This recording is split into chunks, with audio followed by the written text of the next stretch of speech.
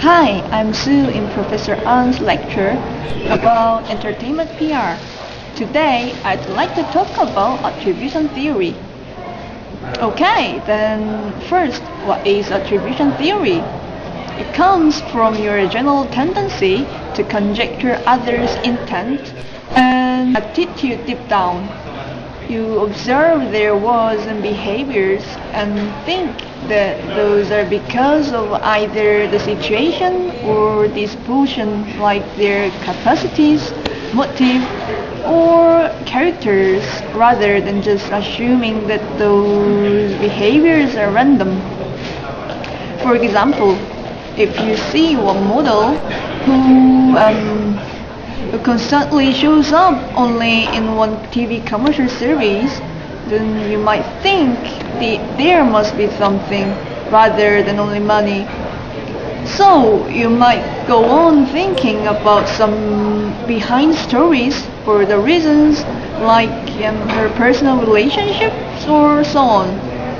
According to Harold Kelly, when people try to find out the reasons for behaviors, three elements are evaluated.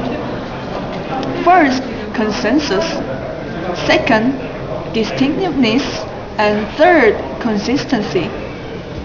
And then judgment about an internal versus external cause of behavior is made.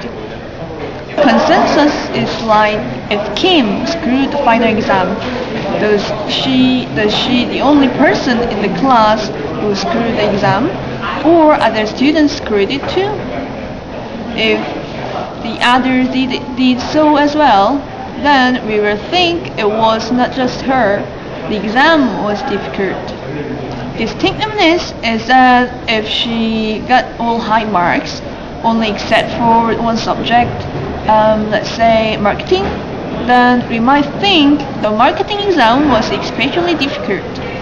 And consistency is the tendency to compare to the past. Like Kim got more or less the same mark with the exams in the past, which means high consistency, then we could think that it's because of her internal factors. But if she got an even higher or lower mark out of the blue, then we could think about external factors. So it means when consistency is high and distinctiveness and consensus are low, the perceiver will attribute the cause of behavior to internal factors.